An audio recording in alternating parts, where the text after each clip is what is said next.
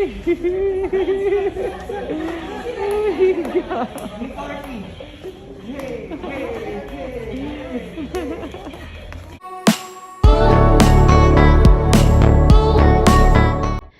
kapatid ni Philmar na si Angie at mga pamangkin na sina Liana at Chick ay nag-travel na papunta sa Australia ngayong araw.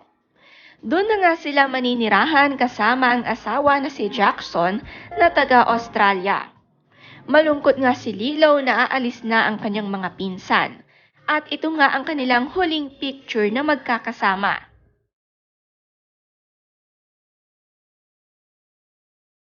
Si Andy naman napakaganda sa kanyang glow up at nag-shoot nga sila ng isang campaign kasama ang kanyang favorite person na si Jake Galvez. Ibig sabihin din ito ay handa na silang umuwi ngayon sa Siargao dahil tapos na rin ang kanyang trabaho sa city.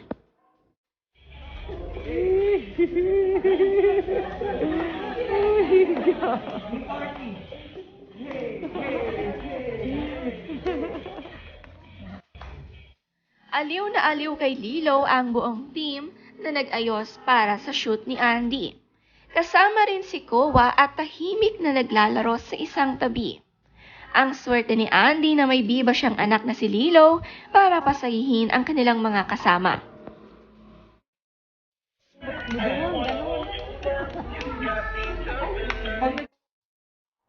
Sayaw pa more Lilo. Aliw na aliw sa isang laruan dito na ibinigay sa kanya ng team. Naging masaya ang buong studio dahil sa'yo, Lilo.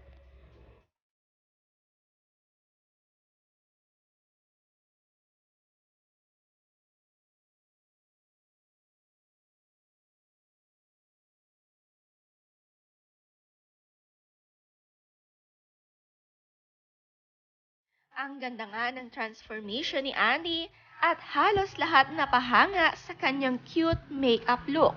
Handang-handa na para sa kasal dahil sexy na ulit si Andy at kitang-kita ang pag-ayos sa kanya ay parang bride look na ito.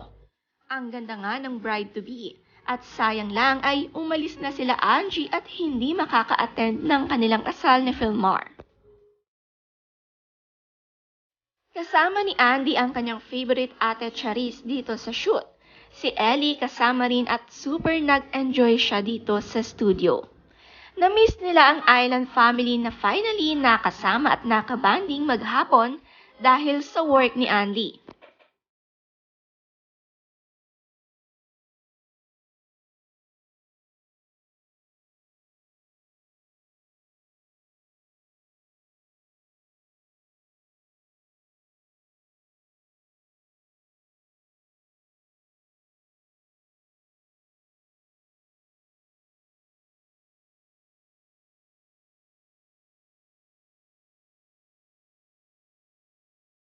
So much love talaga at pakikisa ng buong team para kay Andy. Ito ang huling banding nila bago umalis ang sister-in-law na si Angie papuntang Australia.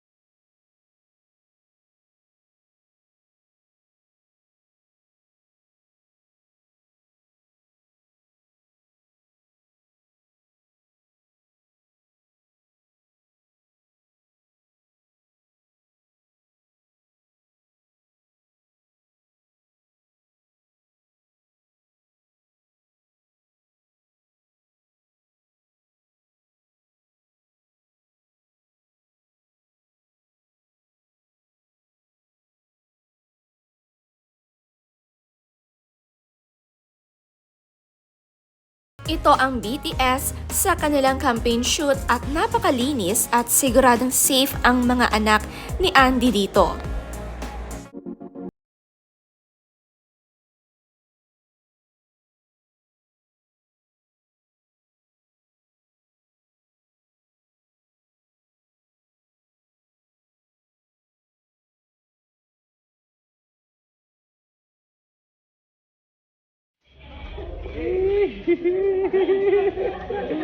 Oh my God.